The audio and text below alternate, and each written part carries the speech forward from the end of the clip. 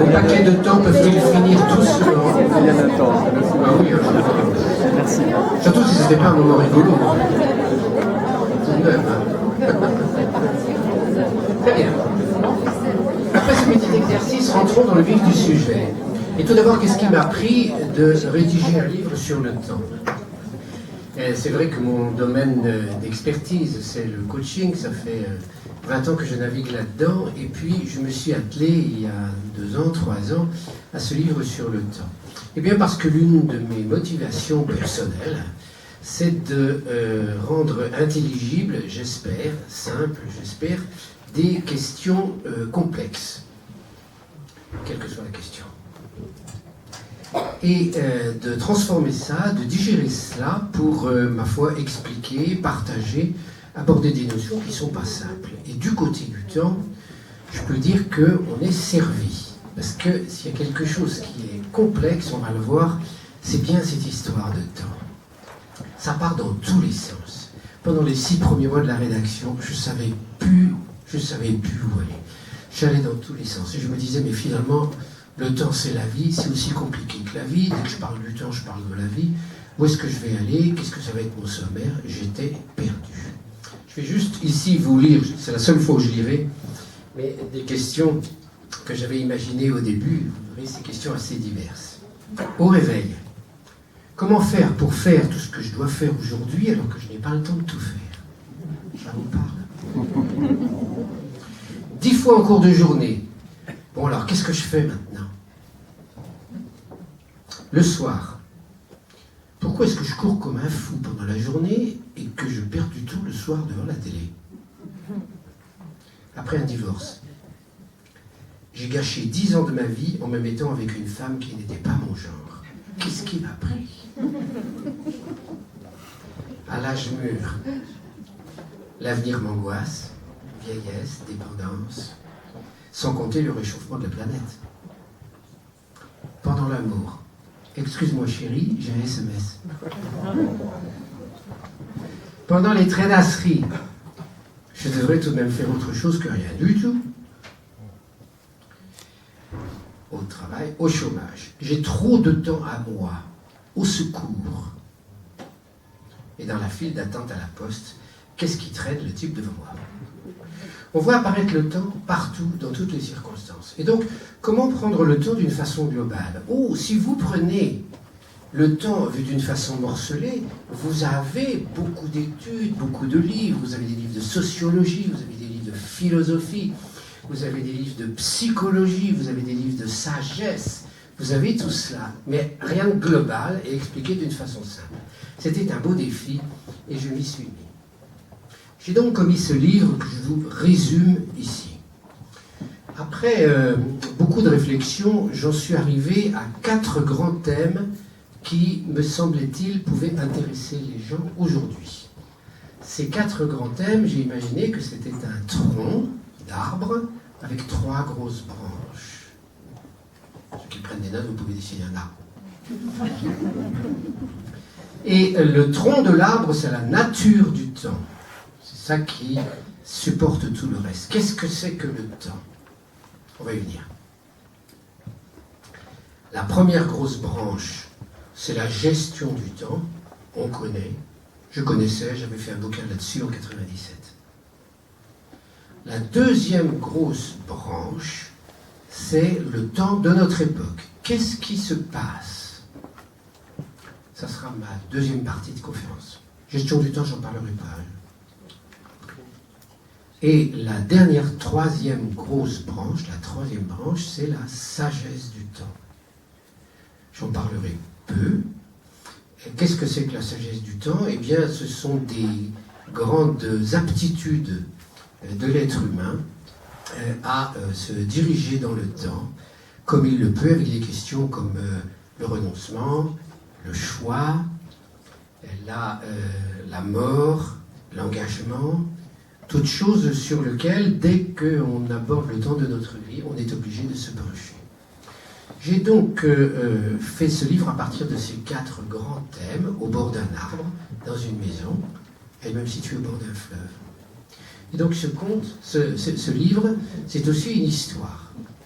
Et donc c'est l'histoire de 4 amis qui se retrouvent dans cette maison au bord du fleuve, près de l'arbre, et chacun d'eux est expert, il a des choses à dire sur la nature du temps, et ça c'est plutôt la philosophie et la sagesse, sur la gestion du temps, c'est plutôt quelqu'un qui fait de la méthodologie, sur le temps de notre époque, et c'est plutôt un sociologue, et sur la sagesse du temps, et c'est une dame qui est pleine de sagesse. Et donc ils vont commencer une aventure pendant 1 an, et chacun s'engage à rédiger un papier chaque semaine. Donc il y a une saison par acteur, il y a leur amitié, leurs amours, et donc 52 semaines avec 52 résumés. Voilà le livre. Donc le livre maintenant, l'arbre, c'est couvert de feuilles, c'est couvert de fruits, et donc on va imaginer que c'est un pommier, j'ai donc amené des tas de pommes, vous pourrez les prendre, à la fin, il y en a une normalement pour chacun. 4 pommes, voilà, j'ai mis 4 pommes ici qui représentent chacun l'un des visages du temps. 4 visages du temps. Prenez votre pomme. Je ne vous la donne pas tout de suite, sans ça on va entendre crac, crac, crac, crac, crac tout le temps là. On va entendre les... Très bien.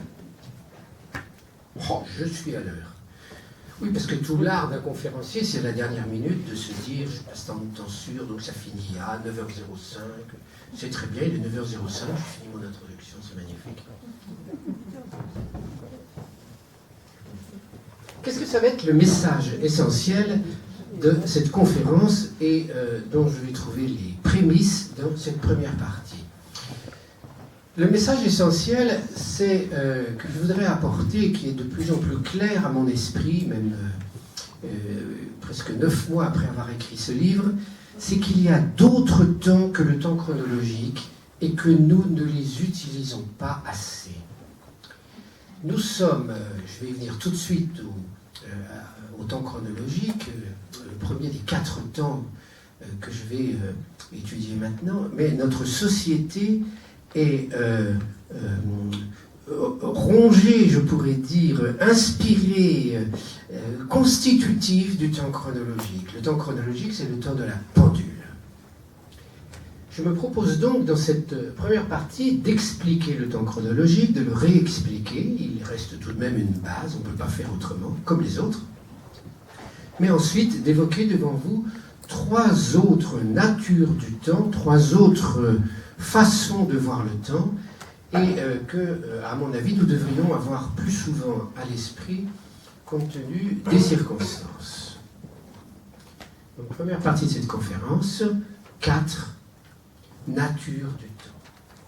Et oui, qu'est-ce que c'est que le temps? Hier soir, je lisais un livre de philosophie qui s'appelle Dieu existe, un gars qui s'appelle Guy Hibou, et il a la moitié du livre qui est consacré au temps et à la nature et à l'existence de Dieu avec le Big Bang. Il y a du temps partout, partout, partout. C'est magnifique. Enfin, c'est pour ceux qui aiment la philosophie, parce que c'est un peu trapu tout de même. J'arrive pas à tout lire. Bon, je fais avec. Alors, le temps chronologique. Tout d'abord, qui est le père du temps chronologique pour nous, là, au XXIe siècle? On peut grosso modo dire que c'est Newton. Il y a eu, quand Newton a établi ses principes physiques et mathématiques, au XVIIIe siècle, il y a eu quelque chose de posé et qui nous tient maintenant tout le temps, c'est le cas de le dire. Qu'est-ce que c'est? Newton a mis à l'égal des 3 dimensions de l'espace, il a mis le temps.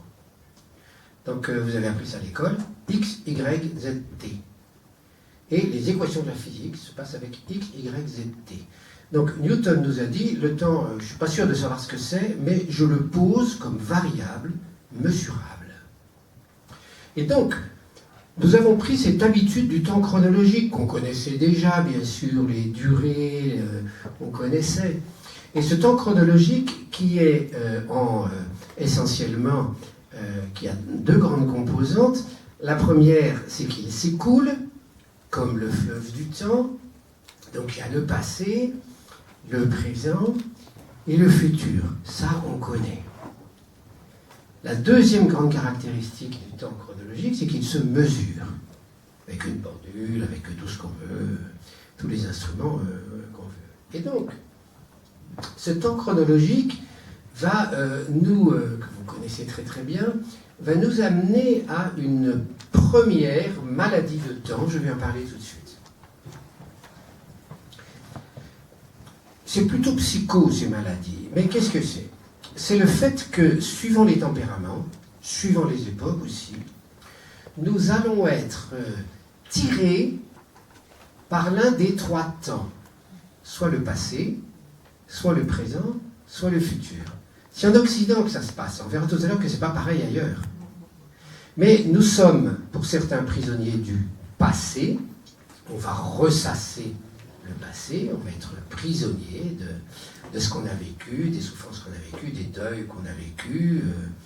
Et donc on va être happé et tiré vers le passé. C'est une première maladie. Les gens qui ne sont pas capables de se projeter dans l'avenir, qui sont tournés vers le passé.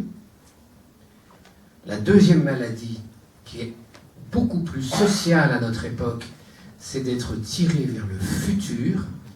Nous sommes une société tirée vers le futur, c'est-à-dire tirée vers la notion d'objectif. Nous sommes sans arrêt c'est exagéré, mais nous sommes très très souvent en train de nous demander ce que nous allons faire la minute d'après, l'heure d'après, le mois d'après, les vacances, nos projets. On est dans des projets. Les projets, c'est du futur. Et notre société est fondée sur la notion de projet. Il s'agit de partir d'un point A pour aller à un point B dans le futur.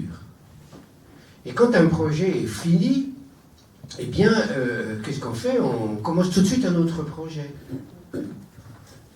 Donc ces personnes et notre société qui est happée par le futur va oublier, elle oublier le passé peut-être un peu, le présent beaucoup. C'est la deuxième maladie du temps.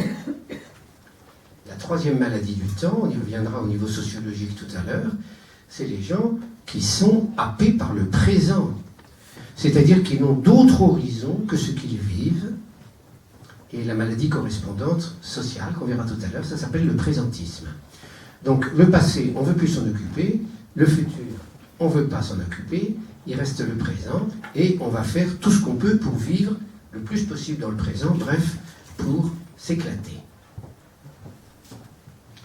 Cette représentation du temps sous forme spatiale, introduite par Newton, nous allons la retrouver dans toute notre vie, et il est assez difficile de s'en écarter pour nous autres, les Occidentaux.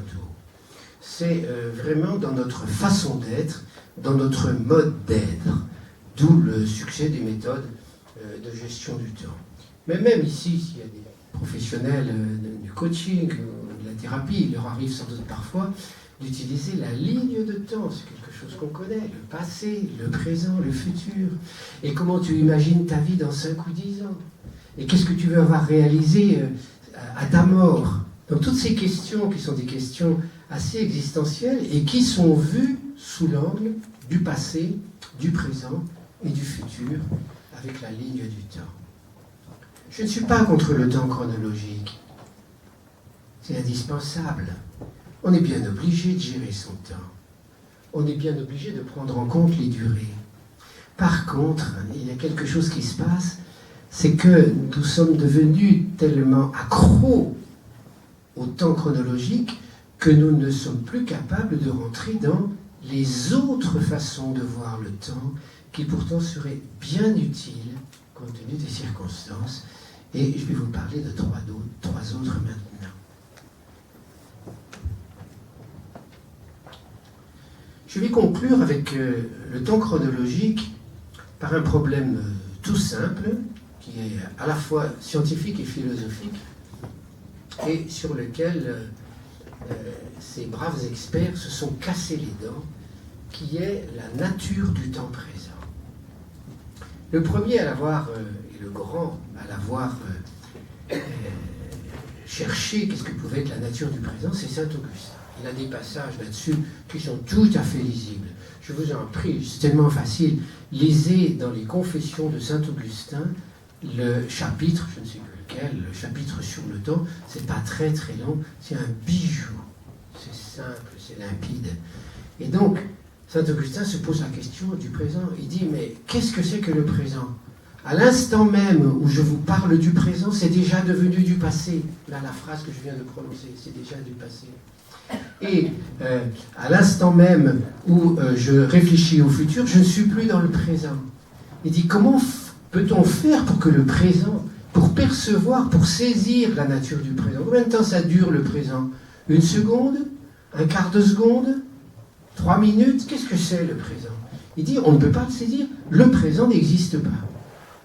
Et donc Saint-Augustin explique cela en long, en large et en travers, et à la fin il a ce cri de désespoir, comme il le fait parfois au cours de ses confessions, c'est-à-dire qu'il prie Dieu, et il dit, mon Dieu, ce problème est trop complexe, aide-moi, je t'en prie, je n'arrive pas à m'en sortir. Lisez les confessions de Saint-Augustin, vous verrez, c'est très intéressant. Mais c'est la même chose au niveau scientifique. Qu'est-ce que c'est le présent? C'est très difficile, vous avez la seconde, vous avez la milliseconde, la nanoseconde, mais c'est pas du présent, ça. On arrive à définir, c'est un peu comme l'analogue du point en mathématiques. On dit qu'il y a un point, et on dit que ça a 0 épaisseur, 0 largeur, 0 longueur. Et bien c'est pareil pour le moment présent. Ça n'a pas de durée, c'est rien. Donc pourquoi est-ce qu'on parle de présent? Qu'est-ce que c'est votre présent là maintenant? Pas facile ce moment du temps présent. Alors quand ici, notre époque, les gens bien intentionnés, en plus ils ont assez raison, ils nous disent soyez dans le présent, vivez dans l'ici et maintenant. Combien de temps? Combien de temps faut que j'y reste? Maintenant, non, mais combien de... C'est pas répondre. On ne sait pas ce que c'est que le temps. Vraiment, je vous assure, j'ai cherché partout. Il n'y a pas une définition du temps qui colle. On ne sait pas ce que c'est. C'est un mystère. C'est comme la vie, on en prend des bouts comme ça, et puis il s'agit bien de tirer au mieux parti de nos intuitions, de nos idées, de notre perception. Ah là là, le problème de l'ici et maintenant. Donc nous autres, les Occidentaux, nous sommes les esclaves de ce temps chronologique. Mais si on va quelques milliers de kilomètres à l'est, ce n'est pas du tout ce temps qui pour eux est prioritaire. C'est, suivant le Tao chinois, qui est le modèle que j'ai choisi pour mon livre, c'est le temps du processus. Les professionnels ici de la thérapie, du coaching, savent ce que c'est qu'un processus. Et bien lorsqu'on est en train d'observer un processus, lorsqu'on a conscience de ce qui est en train de se passer, puisque c'est ça le processus, ce qui est en train de se passer, on ne fait pas attention au temps qui passe. On est attentif à ce qui se joue. La notion de la pendule, alors oui, elle reste de temps en temps, parce qu'on se dit, bon, voilà, ça fait 5 minutes que je suis en train de regarder le processus, il faut peut-être que je revienne au contenu maintenant. Mais en même temps, l'attention au processus va nous mettre dans une autre façon de voir le temps, qui, elle, est très familière aux Chinois et à la philosophie du Tao. C'est une autre façon de temps, et il y a des moments de la vie où cette façon est pertinente, et il y a des moments où elle n'est pas pertinente. Il y a des moments où il faut être dans le processus, il y a des moments où il vaut mieux être dans la gestion du temps. Prenons par exemple ce soir, là, maintenant, dans le moment présent, autant qu'on puisse parler maintenant de moment présent avec toutes les précautions que je vous ai données. Donc je regarde, quel est le processus? Nous sommes, si je prends la structuration du temps de l'analyse transactionnelle, il me semble que nous sommes dans l'activité. Vous apprenez, je vois vos regards, vous m'écoutez, nous sommes dans l'activité. Et puis tout à l'heure, on papotera à la fin, on sera dans un autre processus. Donc un œil averti au processus va saisir cela. Mais je ne suis pas en train de compter les secondes quand je fais ça. Voilà donc un autre temps, une autre façon de voir le temps, dont, ma foi, nous avons du mal à percevoir des fois la nature. Même percevoir un processus, ce n'est pas donné à tout le monde, c'est tout un apprentissage. Ça fait partie de l'apprentissage quand on est en coaching ou dans d'autres métiers.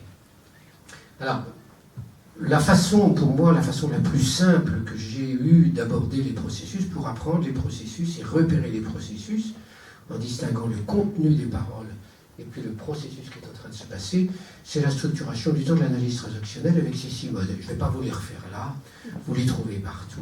Mais je trouve que c'est vraiment un apprentissage parce qu'on décroche du contenu des mots et on se pose la question dans quel mode de structuration du temps je suis. Donc on oublie les mots viennent ici, c'est un peu comme l'écoute flottante, et on se dit qu'est-ce qui est en train de se passer? Qu'est-ce qui est en train de se passer? Donc voilà donc une deuxième façon de voir le temps du processus.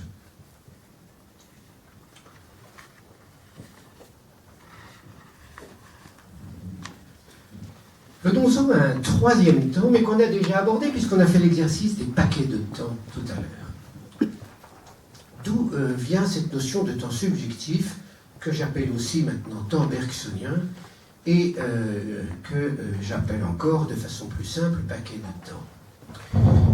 Bergson, et comme Saint-Augustin, c'est l'un des grands philosophes qui s'est intéressé au temps et il a émis une vive critique du temps newtonien, du temps chronologique, et son idée force, son idée centrale, c'était que nous, surtout en Occident, nous avons tout de suite tendance à représenter le temps par de l'espace.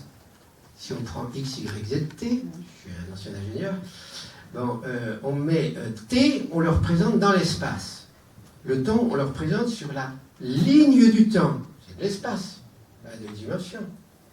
On le met sur un agenda, ou sur un iPhone, donc on voit la succession des jours, le planning, tout ça est de l'espace, en bidimensionnel. On le met aussi, et c'est un exemple fameux de Bergson, c'est aussi le balancier de la pendule.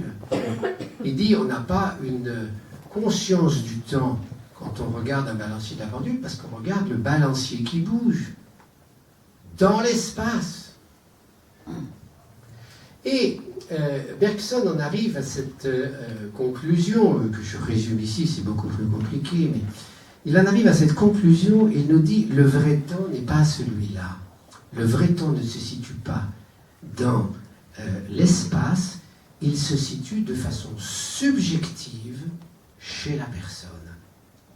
Et on le voit bien dans l'enfance, ou lorsque nous autres adultes, nous rentrons dans un temps qui est semblable à celui de l'enfance. C'est-à-dire que si ça nous plaît, le temps nous paraît court, si ça ne nous plaît pas, le temps nous paraît long, nous avons un ressenti, nous avons un temps subjectif qui n'a rien à voir avec la durée au sens chronologique du terme. Voilà donc l'intuition de Bergson.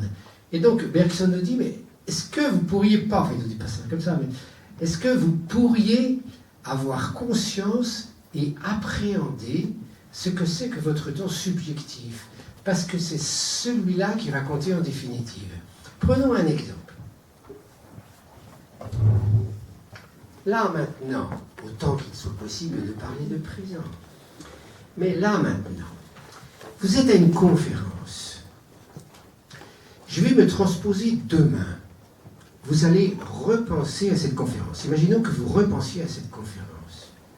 Est-ce que vous allez vous remémorer tout ce que j'ai dit?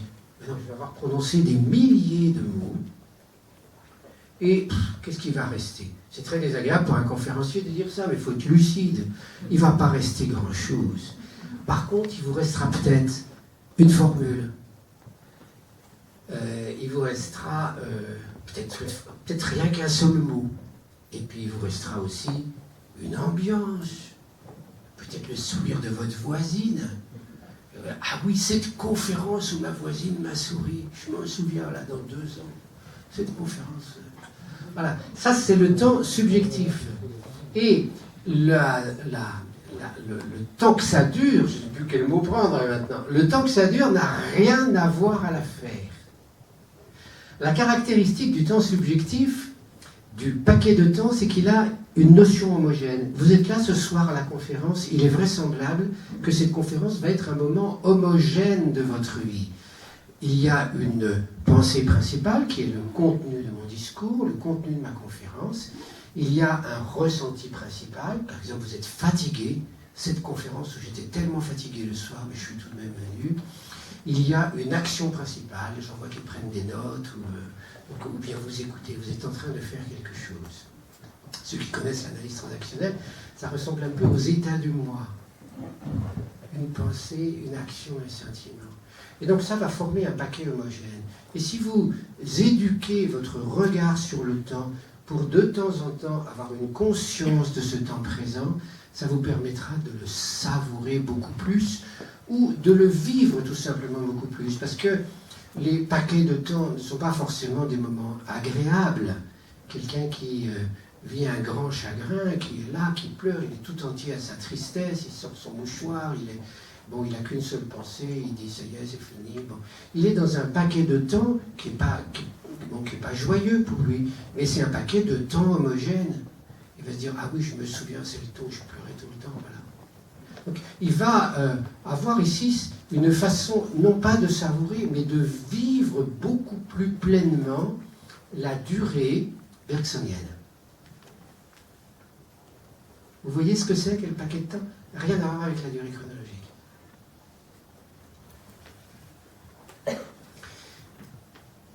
C'est le temps qu'on mémorise, et Bergson a ajouté quelque chose que je trouve d'expérience assez pertinent, parce que, à présent, je m'efforce de goûter d'être de plus en plus conscient de ces paquets de temps, de ce temps bergsonien, quand c'est opportun, bien sûr. Bergson disait que lorsqu'on était dans un paquet de temps, il y avait de la créativité, il y avait quelque chose qui surgissait. C'était un temps de fécondité. Je suis assez d'accord. Très bien. Quatrième temps, et je m'en arrêterai là, c'est le temps hors du temps, qui n'a rien à voir avec les trois autres. Donc il n'est pas dans le temps chronologique, ce n'est pas un vécu subjectif, et ça n'est pas une notion de processus. Qu'est-ce que c'est que le temps hors du temps? Il y a plusieurs façons de l'approcher, plusieurs façons de le vivre. Je vais en citer trois. Il y a une première façon qui est ce qu'on appelle le sentiment océanique. L'expression vient de Romain Rolland dans une lettre qu'il a écrite à Freud. Le sentiment océanique, c'est quand vous êtes devant l'océan, vous regardez le coucher de soleil. Et là, tout d'un coup, il y a le temps qui disparaît. Ou bien vous vous trouvez devant un bébé, un petit bébé. Ou bien vous vous trouvez devant quelque chose qui tout d'un coup vous élève l'âme. Vous savez, vous n'avez pas de mots pour dire ça, mais vous avez vraiment l'impression que le temps est suspendu. Voilà une première notion du temps hors du temps qui est proche de la mystique. Alors on peut discuter tout ce qu'on veut sur ce sentiment océanique. Est-ce que c'est vrai? Est-ce que c'est une illusion? Mais il y a ce phénomène qui existe, indéniablement. Deuxième façon beaucoup plus simple de rentrer dans le temps hors du temps, c'est quand vous êtes passionné dans un travail. Ou donc quelque chose que vous faites, ou vous êtes tout à votre affaire, et là, vous dites, tiens, il est déjà 5 heures, c'est pas possible. Ça fait 3 heures que je suis à lire ce bouquin absolument